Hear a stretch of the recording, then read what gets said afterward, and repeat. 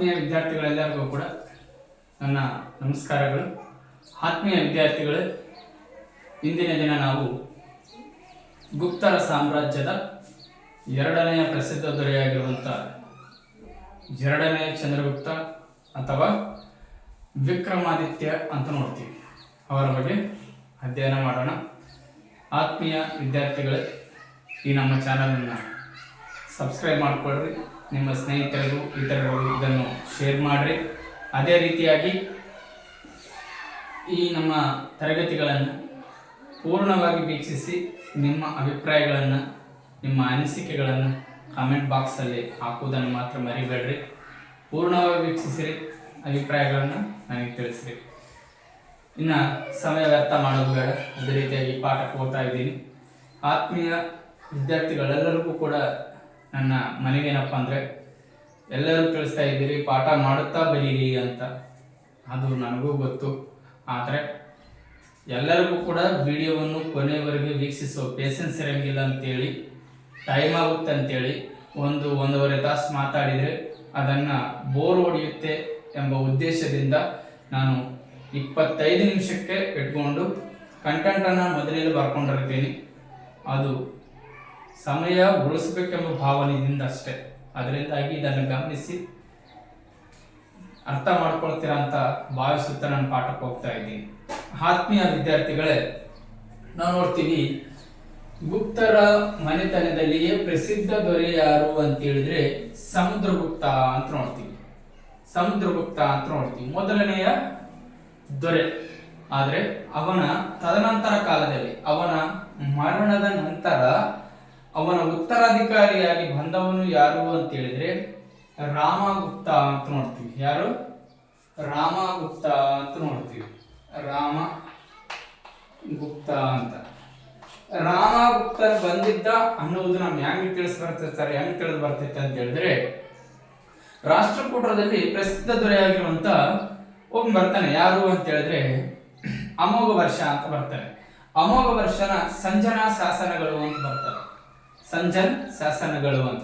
ಅದೇ ರೀತಿಯಾಗಿ ಈ ಎರಡನೆಯ ಚಂದ್ರಗುಪ್ತ ಜೀವನ ಮತ್ತು ಸಾಧನೆಗಳ ಕುರಿತು ತಿಳಿಸುವಂತ ಕೃತಿ ಯಾವುದು ಅಂತ ಹೇಳಿದ್ರೆ, ಅದೇ ರೀತಿಯಾಗಿ ರಾಮಗುಪ್ತನು ಮತ್ತು ಸಿಂಹಾಸನಕ್ಕೆ ಬಂದಿದ್ದ ಇವನ ಆಡಳಿತವನ್ನು ತಿಳಿಸುವ ಕುರಿತು ಯಾವುದಂದ್ರೆ ಸಂಜನ ಶಾಸನ 1. ಎರಡನೇದೇನಪ್ಪ ಅಂದ್ರೆ ಅಭಿನಯ ಭಾರತಿ. ಮೂರನೇದು ಯಾವುದು ಅಂತ ಹೇಳಿದ್ರೆ ವಿಶಾಖದತ್ತನ ಬರೆದ ಮುದ್ರರಾಕ್ಷಸ. ತದನಂತರ ಬರೆದಿರುವಂತ ಕೃತಿ ಯಾವುದು ಅಂದ್ರೆ ದೇವಿ ಚಂದ್ರಗುಪ್ತಂ ಎಂಬ ನಾಟಕದಿಂದ ಕೂಡ ನಮಗೆ ತಿಳಿದು ಬರ್ತೈತೆ. ಏನು ಹೇಳ್ತೇ ಸರ್ ದೇವಿ ಚಂದ್ರಗುಪ್ತಂ ಅಂತ ಹೇಳಿದ್ರೆ, ಈ ರಾಮಗುಪ್ತನು ಸಮುದ್ರಗುಪ್ತನ ಉತ್ತರಾಧಿಕಾರಿಯಾಗಿ ಬಂದ. ರಾಮಗುಪ್ತನ ಸಮುದ್ರಗುಪ್ತನ ಉತ್ತರಾಧಿಕಾರಿಯಾಗಿ ಬಂದಂತ ಸಂದರ್ಭದಲ್ಲಿ ಶಕರ ದೊರೆ, ಪ್ರಾಬಲ್ಯ ಹೊಂದಿದ ಶಕ ದೊರೆ, ಮೂರನೆಯ ರುದ್ರಸೇನ ಅಂತ ಬರ್ತಾನೆ. ಈ ಮೂರನೆಯ ರುದ್ರಸೇನ ಶಕರ ದೊರೆ ಅಂತ ಕರೀತೀವಿ. ಈ ಶಕರ ದೊರೆ ಆಗಿರುವಂತ ಮೂರನೇ ರುದ್ರಸೇನ ರಾಮಗುಪ್ತನನ್ನ ಸೋಲಿಸಿ ರಾಮಗುಪ್ತನ ಹೆಂಡತಿಯಾಗಿರುವಂತ ಧ್ರುವಾದೇವಿ ಅಂತ ಕರಿತೀವಿ. ಈ ಧ್ರುವಾದೇವಿಯನ್ನ ಒಪ್ಪಿಸ್ತೀನಿ, ಸೋಲನ್ನು ಒಪ್ಪಿಕೊಂಡಿದ್ರಿಂದಾಗಿ ಅವನಿಗೆ, ಈ ಶಕರ ದೊರೆಯಾಗಿರುವಂತ ರುದ್ರಸೇನಿಗೆ ಈ ರಾಮಗುಪ್ತನು ಧ್ರುವದೇವಿಯನ್ನ ಕೊಡುವುದಕ್ಕೆ ಒಪ್ಪಿಕೊಂಡಿದ್ದ. ಆ ಒಪ್ಪಿಕೊಂಡಂತೆಯೇ ಅವನಿಗೆ ಒಪ್ಪಿಸ್ತಾನೆ. ಯಾರಿಗೆ? ಮೂರನೆಯ ಶಕರ ದೊರೆಯಾಗಿರುವಂತ ರುದ್ರಸೇನಿಗೆ ಈ ಧ್ರುವದೇವಿಯನ್ನ ಒಪ್ಪಿಸಿದ. ಧ್ರುವದೇವಿಯನ್ನು ಒಪ್ಪಿಸಿದಂತ ಸಂದರ್ಭದಲ್ಲಿ ಏನ್ ಮಾಡ್ತಾನಪ್ಪ ಅಂತ ಹೇಳಿದ್ರೆ, ಈ ರಾಮಗುಪ್ತನ ತಮ್ಮನಾಗಿರುವಂತ ಎರಡನೆಯ ಚಂದ್ರಗುಪ್ತನ ಏನ್ ಮಾಡ್ತಾನಪ್ಪ ಅಂದ್ರೆ, ಮೂರನೆಯ ರುದ್ರಸೇನನ್ನ ಸೋಲಿಸಬೇಕಂತ ಒಂದು ನಾಟಕ ಹುಡ್ತಾನೆ. ಏನಂತ ಹೇಳಿದ್ರೆ, ಶಕರದವರಿಗೆ ತನ್ನ ಹೆಂಡತಿಯನ್ನು ಒಪ್ಪಿಸ್ತೀನಿ ಅಂತ ರಾಮಗುಪ್ತ ಮಾತು ಕೊಟ್ಟಿದ್ದಾನೆ, ಒಪ್ಪಿಸ್ತಾನೆ. ಆ ಧ್ರುವಾದೇವಿಯ ವೇಷದಲ್ಲಿ ಹೋಗಿ ಅವನನ್ನು ಸಂಹರಿಸಿ, ಅವನಂದ್ರೆ ಮೂರನೆಯ ರುದ್ರಸೇನನ್ನ ಕೊಂದು ಹಾಕಿ ಯಾರನ್ನಪ್ಪ ಅಂದ್ರೆ ಧ್ರುವಾದೇವಿಯನ್ನ ರಕ್ಷಿಸಿದ ಕೀರ್ತಿ ಅವನಿಗೆ ಸಲ್ಲುತ್ತೆ. ಯಾರಪ್ಪ ಅಂದ್ರೆ ಎರಡನೆಯ ಚಂದ್ರಗುಪ್ತನಿಗೆ. ತದನಂತರ ಕಾಲದಲ್ಲಿ ಈ ಧ್ರುವಾದೇವಿಯನ್ನ ವಿವಾಹವಾಗ್ತಾನೆ. ಯಾರು ಅಂತ ಹೇಳಿದ್ರೆ ಎರಡನೇ ಚಂದ್ರಗುಪ್ತ ವಿವಾಹವಾಗಿ ತನ್ನ ಅಣ್ಣನಾಗಿರುವಂತ ರಾಮಗುಪ್ತನನ್ನು ಕೂಡ ಕೊಂದಾಕ್ತಾನೆ. ರಾಮಗುಪ್ತನನ್ನು ಕೊಂದಾಕಿ ಧ್ರುವದೇವಿಯನ್ನ ವಿವಾಹವಾಗ್ತಾನೆ. ತದನಂತರ ಕಾಲದಲ್ಲಿ ಈ ರಾಮಗುಪ್ತನ ಉತ್ತರಾಧಿಕಾರಿಯಾಗಿ ಬಂದವನು ಯಾರು ಅಂತ ಹೇಳಿದ್ರೆ ಎರಡನೆಯ ಚಂದ್ರಗುಪ್ತ ಅಂತ ನೋಡ್ತೀವಿ. ಎರಡನೆಯ ಚಂದ್ರಗುಪ್ತ ಕ್ರಿಸ್ತ ಶಕ 375ರಿಂದ 415ರವರೆಗೆ ಆಳ್ವಿಕೆ ಮಾಡ್ತಾನೆ. 375ರಿಂದ 415ರವರೆಗೆ ಆಳ್ವಿಕೆ ಮಾಡ್ತಾನೆ. ತಂದೆ ಯಾರು ಅಂತ ಹೇಳಿದ್ರೆ ಸಮುದ್ರಗುಪ್ತ. ಯಾರ ತಂದೆ? ಎರಡನೆಯ ಚಂದ್ರಗುಪ್ತ ಅಥವಾ ವಿಕ್ರಮಾದಿತ್ಯ ಅಂತ ಕರಿತೀವಿ. ಎರಡನೆಯ ಚಂದ್ರಗುಪ್ತ ಅಥವಾ ವಿಕ್ರಮಾದಿತ್ಯ. ಹೌದಾ? ಈ ವಿಕ್ರಮಾದಿತ್ಯನ ತಂದೆ ಯಾರು ಅಂತ ಹೇಳಿದ್ರೆ ಸಮುದ್ರಗುಪ್ತ.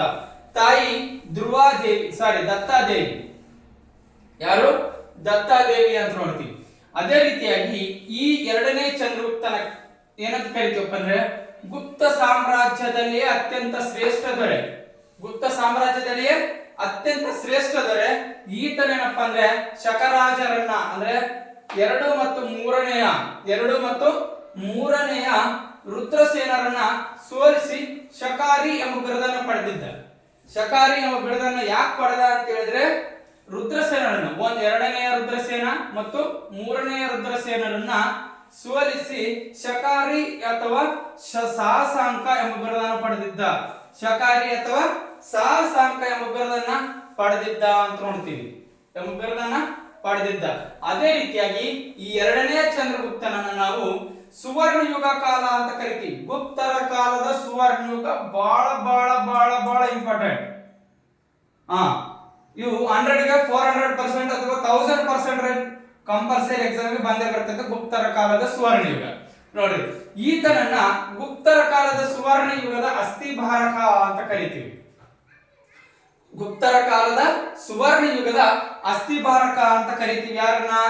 ಎರಡನೆಯ ಚಂದ್ರಗುಪ್ತನನ್ನ ಅಥವಾ ವಿಕ್ರಮಾದಿತ್ಯನನ್ನ ನೋಡ್ತೀವಿ. ಈತನ ಜೀವನ ಮತ್ತು ಸಾಧನೆಗಳ ಬಗ್ಗೆ ತಿಳಿಸುವಂತ ಶಾಸನ ಒಂದಿದೆ. ಅದೇನಪ್ಪ ಅಂದ್ರೆ ಮೆಹರೌಲಿ ಕಬ್ಬಿಣ ಸ್ತಂಭ ಶಾಸನ. ಮೆಹರೌಲಿ ಕಬ್ಬಿಣ ಸ್ತಂಭ ಶಾಸನ ಅಂತ ಕರಿತೀವಿ. ಇದು ಈತನ ಜೀವನ, ಸಾಮಾಜಿಕ, ಆರ್ಥಿಕ, ಧಾರ್ಮಿಕ ವಿಷಯಗಳೆಲ್ಲದರ ಕುರಿತು ಬೆಳಕನ್ನ ಚೆಲ್ಲತೈತೆ. ಯಾವುದಂದ್ರೆ ಮೆಹರೌಲಿ ಕಬ್ಬಿಣ ಸ್ತಂಭ ಶಾಸನ ಅಂತ ಕರಿತೀವಿ. ಇದು 6000 kgಯನ್ನ ತೂಕ ಹೊಂದಿದೆ. ಎಷ್ಟು? 6000 kg ಕಬ್ಬಿಣದ ತೂಕವನ್ನು ಹೊಂದಿದೆ. ಅದೇ ರೀತಿಯಾಗಿ 23.8 ಅಡಿ ಎತ್ತರವಾಗಿದೆ ಈ ಶಾಸನ ಅಥವಾ ಕಬ್ಬಿಣದ ಮೆಹರೌಲಿ ಕಬ್ಬಿಣ ಸ್ತಂಭ ಶಾಸನ 23.8 ಅಡಿ ಎತ್ತರವಾಗಿದೆ. ಈ ಶಾಸನ ಅಥವಾ ಮೆಹರೌಲಿ ಕಬ್ಬಿಣ ಸ್ತಂಭ ಶಾಸನ ಇದು ಇಂದಿಗೂ ಕೂಡ ತುಕ್ಕು ಹಿಡಿದಿಲ್ಲ. ಮಳೆ, ಚಳಿ, ಗಾಳಿ, ಸೂರ್ಯ, ಮಳೆ ಎಲ್ಲ ಹೊಡೆದ್ರು ಕೂಡ ಇವತ್ತಿಗೂ ಕೂಡ ಇಂದಿಗೂ ಕೂಡ ಏನ್ ಹಿಡಿದಿಲ್ಲ? ತುಕ್ಕು ಹಿಡಿಲಾರ್ದಂತ ಅಷ್ಟು ಕೌಶಲ್ಯದಿಂದ ಅಥವಾ ಕುಶಲತೆಯಿಂದ ಮಾಡಿದ ಕೀರ್ತಿ ಪ್ರಾಚೀನರ ಕಾಲದಲ್ಲಿ ಸಲ್ಲುತ್ತದೆ. ನೋಡಿ, ಪ್ರಾಚೀನ ಕಾಲದ ಕುಶಲತೆಗೆ ಅಥವಾ ಅವರ ಕೌಶಲ್ಯಕ್ಕೆ ಹಿಡಿದ ಕನ್ನಡಿಯಾಗಿದೆ ಯಾವುದು? ಮೆಹರೌಲಿ ಕಬ್ಬಿಣ ಸ್ತಂಭ ಶಾಸನ. ಹೌದಾ ಇಲ್ಲ? ಇದು ಈತನ ಒಂದು ಕೀರ್ತಿ ಅಂತ ಹೇಳ್ಬೋದು ಅಥವಾ ಈತನ ಸಾಧನೆಗಳನ್ನು ತಿಳಿಸುವಂತ ಒಂದು ಶಾಸನ ಅಂತ ಹೇಳ್ಬೋದು. ಅಷ್ಟು ಇದನ್ನ ನಾವು ನೋಡ್ತೀವಿ. ಈತನ ಕಾಲಾವಧಿಯಲ್ಲಿ ಇದು ಕೂಡ ಮೆಹರೌಲಿ ಕಬ್ಬಿಣ ಸ್ತಂಭ ಶಾಸನ ರಚನೆಯಾಗುತ್ತೆ ಅಂತ ನೋಡ್ತೀವಿ. ಇನ್ನು ಇದು ಆತನ ಜೀವನ ಚರಿತ್ರೆ ಮೇಲೆ ಬೆಳಕನ್ನು ಚೆಲ್ಲುತ್ತಿರುವಂತ ಶಾಸನ.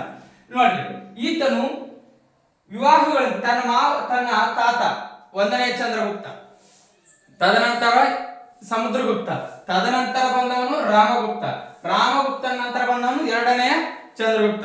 2ನೇ ಚಂದ್ರಗುಪ್ತನ ಅಣ್ಣ ಯಾರಪ್ಪ? ರಾಮಗುಪ್ತ. ತಂದೆ ಸಮುದ್ರಗುಪ್ತ, ತಾತ 1ನೇ ಚಂದ್ರಗುಪ್ತ. ತಾತ ಯಾವ ರೀತಿಯಾಗಿ ಯಾರನ್ನ? ಕುಮಾರದೇವಿಯನ್ನ, ಲಿಚ್ವಿ ರಾಜಕುಮಾರಿಯಾದಂತ ಕುಮಾರದೇವಿಯನ್ನ ಮದುವೆ ಮಾಡಿಕೊಂಡು ತನ್ನ ಪ್ರತಿಷ್ಠೆಯನ್ನು ಯಾವ ರೀತಿಯಾಗಿ ಇಮ್ಮಡಿಸಿಕೊಂಡು ಅದೇ ರೀತಿಯಾಗಿ ತನ್ನ ತಾತನ ಶೈಲಿಯಲ್ಲಿ ನಾಗರೊಂದಿಗೆ ವಾಕಾಟಕರು ಅಂತ ಬರ್ತಾರೆ. ನಾಗರೊಂದಿಗೆ ವಾಕಾಟಕರೊಂದಿಗೆ ವೈವಾಹಿಕ ಉತ್ತಮ ಸಂಬಂಧವನ್ನು ಬೆಳೆಸುವುದರಿಂದ ವಿಕ್ರಮಾದಿತ್ಯ ಎಂಬ ಬಿರುದನ್ನ ಹೊಂದಿದ್ದ. ವಿಕ್ರಮಾದಿತ್ಯ ಎಂಬ ಬಿರುದನ್ನ ಹೊಂದಿದ ಯಾರು? ಎರಡನೆಯ ಚಂದ್ರಗುಪ್ತ. ವಿಕ್ರಮಾದಿತ್ಯ ಎಂಬ ಬಿರುದನ್ನಪ್ಪ ಅಂದ್ರೆ ಪರಾಕ್ರಮಶಾಲಿ ಆದಂತ ನಾಗರರೊಂದಿಗೆ ವಾಕಾಟಕರೊಂದಿಗೆ ವೈವಾಹಿಕ ಸಂಬಂಧವನ್ನು ಬೆಳೆಸುವುದರಿಂದಾಗಿ ವಿಕ್ರಮಾದಿತ್ಯ ಎಂಬ ಬಿರುದನ್ನ ಪಡಿತಾನೆ. ನೋಡ್ರಿ, ಈತನು ಉತ್ತರ ಪ್ರದೇಶದ ಮತ್ತು ಮಧ್ಯಪ್ರದೇಶದ ರಾಜಕುಮಾರಿಯಾಗಿರುವಂತ ಕುಬೇರ ನಾಗಳನ್ನ ವಿವಾಹವಾದ ಕಾರಣ ಕುಬೇರ ನಾಗಳನ್ನ ನಾನು ಅದೇ ಅಂದ್ರೆ ನಾಗರೊಂದಿಗೆ ಉತ್ತಮ ಸಂಬಂಧವನ್ನು ವೈವಾಹಿಕ ಸಂಬಂಧವನ್ನು ಹೊಂದೇನ ಅಂದ್ರೆ ನಾಗರ ಸಂಬಂಧ ಅಂದ್ರೆ ನಾಗರೊಂದಿಗೆ ಏನ್ ಮಾಡ್ಕೊಂಡ ಕುಬೇರ ನಾಗಳನ್ನ ವಿವಾಹವಾಗ್ಯಾನ, ನಾಗರ ವಂಶದ ಹಳೆಯ. ಅದೇ ರೀತಿಯಾಗಿ ಇವನು ಉದಯಗಿರಿ ಶಾಸನದ ಪ್ರಕಾರ ಇಷ್ಟೊಂದು ಪರಾಕ್ರಮಶಾಲಿ ಆಗಿರುವಂತ ಇವನು ಏನ್ ಮಾಡ್ತಾರಪ್ಪ ಅಂದ್ರೆ ಗುಪ್ತರ ದೊರೆಯಾಗಿರುವಂತ ಎರಡನೇ ಚಂದ್ರಗುಪ್ತನು ಉದಯಗಿರಿ ಶಾಸನದ ಪ್ರಕಾರ ಜಗತ್ತನ್ನು ಗೆದ್ದಿದ್ದನಂತೆ ಅಂತ ಹೇಳಲಾಗಿದೆ. ಯಾವ ಶಾಸನದಲ್ಲಿ? ಉದಯಗಿರಿ ಶಾಸನದಲ್ಲಿ ಜಗತ್ತನ್ನು ಗೆದ್ದಿದ್ದನಂತೆ ಅಂತ ಹೇಳಲಾಗಿದೆ. ಅಂದ್ರೆ ಇವನ ಪರಾಕ್ರಮದ ಕುರಿತು, ಇವನ ವಿಜಯದ ಕುರಿತು, ಇವನ ಬಲಾಢ್ಯದ ಕುರಿತು ತಿಳಿಸುವಂತ ಒಂದು ವಾಕ್ಯ ಅಂತ ಹೇಳಬಹುದು. ಉದಯಗಿರಿ ಶಾಸನದಲ್ಲಿ ಜಗತ್ತನ್ನು ಇವನು ಗೆದ್ದಿದ್ದನಂತೆ ಅಂತ ಹೇಳಲಾಗಿದೆ. ನೋಡ್ರಿ, ಗುಪ್ತರ ಅರಸರಲ್ಲಿಯೇ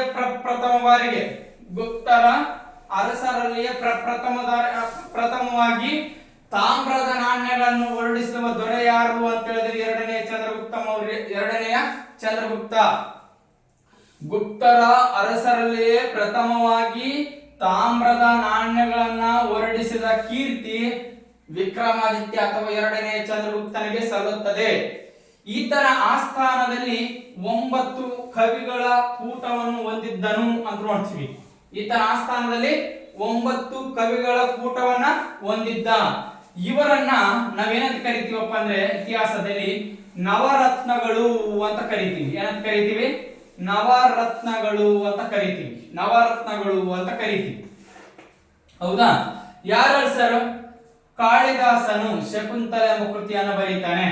ವರಹ ಮಿಹಿರ, ಬೃಹತ್ ಸಂಹಿತೆ, ಘಟಕಪರ ಕಾವ್ಯ, ವರರುಚಿ, ವ್ಯಾಕರಣ, ಅಮರಸಿಂಹ. ನೋಡ್ರಿ, ಈತನ ಏನಪ್ಪಾ ಅಂದ್ರೆ ಇಷ್ಟು ಕೃತಿಗಳನ್ನ ಅಂದ್ರೆ 9 ಜನರು: ಧನ್ವಂತ್ರಿ ಆಯುರ್ವೇದ, ಶಂಕು ಶಿಲ್ಪಶಾಸ್ತ್ರ, ಕ್ಷಪಣಕ ಜ್ಯೋತಿಷ್ಯ ಶಾಸ್ತ್ರ, ವೇತಲ ಭಟ್ಟ ಮಂತ್ರಶಾಸ್ತ್ರ. ಈ ರೀತಿಯಾಗಿ 9 ರಾಜರನ್ನ ನಾವು 9 ಕವಿಗಳು ಈತನ ಆಸ್ಥಾನದಲ್ಲಿ ಇದ್ರು ಅಂತ ನೋಡ್ತೀವಿ. 9 ಕವಿಗಳು ಈತನ ಆಸ್ಥಾನದಲ್ಲಿ ಇದ್ರು ಅಂತ ನಾವು ನೋಡ್ತೀವಿ. ಇವರನ್ನ ನವರತ್ನಗಳು ಅಂತ ಕರೆದಿರೋದು ನಾವು ನೋಡ್ತೀವಿ. ನವರತ್ನಗಳು ಅಂತ ಮತ್ತೊಂದು ಹೇಳ್ತಾ ಇದ್ದೀನಿ. ಕಾಳಿದಾಸನ ಶಕುಂತಲ, ವರಹಮೀರನ ಬೃಹತ್ ಸಂಹಿತೆ, ಘಟಕಪರ ಕಾವ್ಯ, ವರರುಚಿಯ ವ್ಯಾಕರಣ, ಅಮರಸಿಂಹನ ಅಮರಕೋಶ, ಧನ್ವಂತರಿಯ ಆಯುರ್ವೇದ, ಶಂಕುವಿನ ಶಿಲ್ಪಶಾಸ್ತ್ರ, ಕ್ಷಪಣಕದ ಜ್ಯೋತಿಷ್ಯ ಶಾಸ್ತ್ರ, ವೇತಲ ಭಟ್ಟದ ಮಂತ್ರಶಾಸ್ತ್ರ ಅಂತ ಕರಿತೀವಿ. ಇವರೆಲ್ಲರೇನಪ್ಪ ಅಂದ್ರೆ ಈತನ ಕಾಲಾವಧಿಯಲ್ಲಿ ಈತನ ಆಸ್ಥಾನದಲ್ಲಿ ನವರತ್ನಗಳಾಗಿ ಕಾರ್ಯನಿರ್ವಹಿಸ್ತಾ ಇದ್ರು, ಆಸ್ಥಾನದ ಕವಿಗಳಾಗಿದ್ರು ಅಂತ ನೋಡ್ತೀವಿ. ಈತನ ಕಾಲಾವಧಿಯಲ್ಲಿ ರಾಜಕೀಯಕ್ಕಿಂತಲೂ ಸಾಹಿತ್ಯ, ಕಲೆ ಮತ್ತು ವಾಸ್ತುಶಿಲ್ಪಕ್ಕೆ ಹೆಚ್ಚಿನ ಮಹತ್ವ ನೀಡಿದ್ದರಿಂದಾಗಿ ಈತನ ಕಾಲಾವಧಿಯಲ್ಲಿ ರಾಜಕೀಯಕ್ಕಿಂತ ಸಾಹಿತ್ಯ, ಕಲೆ, ವಾಸ್ತುಶಿಲ್ಪ ಈ ಮುಂತಾದ ಕಲೆಗಳಿದೆ. ಅಂದ್ರೆ ರಾಜಕೀಯಕ್ಕಿಂತಲೂ ಸಾಹಿತ್ಯ, ಕಲೆ ಮತ್ತು ವಾಸ್ತುಶಿಲ್ಪಕ್ಕೆ ಮಹತ್ವ ನೀಡಿದ್ದರಿಂದಾಗಿ ಈತನ ಕಾಲಾವಧಿಯನ್ನ ನಾವೇನಂತ ಕರಿತೀವಿ? ಸುವರ್ಣ ಯುಗ ಅಂತ ಕರಿತೀವಿ. ಈತನು ಆಡಳಿತ ಅನುಕೂಲಕ್ಕಾಗಿ ಏನಪ್ಪಾ ಅಂದ್ರೆ ಉಜ್ಜಯಿನಿಯನ್ನ ರಾಜಧಾನಿಯನ್ನಾಗಿ ಮಾಡ್ಕೊಳ್ತಾನೆ. ಗುಪ್ತರ ರಾಜಧಾನಿ ಯಾವುದಂದ್ರೆ ಪಾಟಲಿಪುತ್ರ.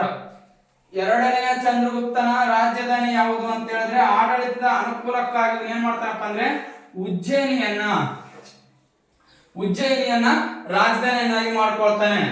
ಈತನ ಆಸ್ಥಾನಕ್ಕೆ ವಿದೇಶಿ ಯಾತ್ರಿಕ ಅಥವಾ ಚೀನಾದ ಯಾತ್ರಿಕ ಪ್ರವಾಸಿಗೊಬ್ಬ ಭೇಟಿ ನೀಡ್ತಾನೆ. ಅವನೇ ಫಾಹಿಯಾನ ಅಂತ ನೋಡ್ತೀವಿ. ಯಾರು? ಫಾಹಿಯಾನ ಅಂತ ನೋಡ್ತೀವಿ. ಈ ಫಾಹಿಯಾನನು ಚೀನಾ ದೇಶದವ. ಇವನೊಬ್ಬ ಬೌದ್ಧ ಯಾತ್ರಿಕ ಅಂತ ನೋಡ್ತೀವಿ. ಇವನು ಬರೆದಿರುವ ಕೃತಿ ಯಾವುದು ಅಂತ ಹೇಳಿದ್ರೆ ಗೋಕೋಕಿ. ಏನು ಗೋಕೋಕಿ ಅಂತ ಕರಿತೀವಿ.